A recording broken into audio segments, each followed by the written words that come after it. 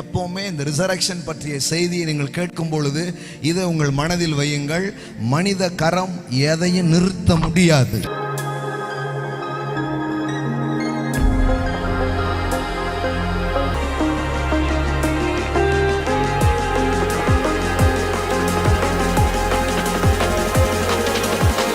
ஜீவாதிபதியை கொலை செய்தீர்கள், அவரை தேவன் மரித்தோலிருந்து எழுப்பினார், அதற்கு நாங்கள் சாட்சிகளாக இருக்கிறோம். நல்லா கவனிங்க, நீங்க கொலை செஞ்சீங்க, அதுக்கு நாங்க சாட்சியா இருக்கிறோம்.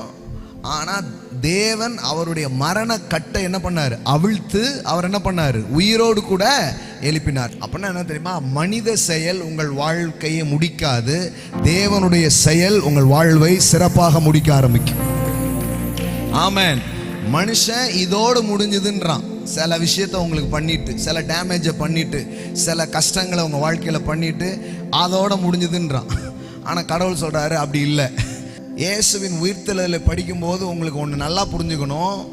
மனித செயல்கள் உங்க வாழ்க்கையில எதையும் முடிக்க முடியாது, தேவனுடைய கரம் உங்க வாழ்க்கையில எல்லாத்தையும் முடிச்சு வைக்கும். ஆமென். தேவன் அவருடைய மரண உபாதிகளின் கட்டை அவிழ்த்து அவரை எழுப்பினார். அவர் மரணத்தினால் கட்டப்பட கூடாதிருந்தது. ஆமென்.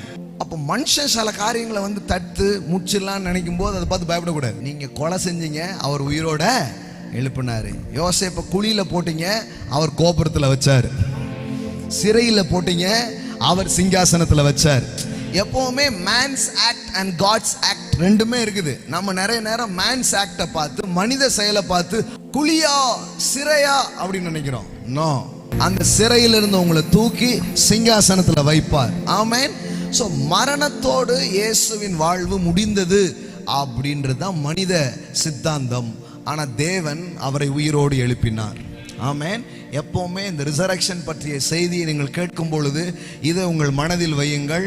மனித கரம் எதையும் நிறுத்த முடியாது. எந்த மனுஷன் பயப்படாது. மனுஷன் அன்பு செய்யுங்க, மரியாதை கொடுங்க, ஆனா எவனுக்கும் பயப்படாதீங்க. Amen. Love people and respect people. Sometime believe people but don't fear.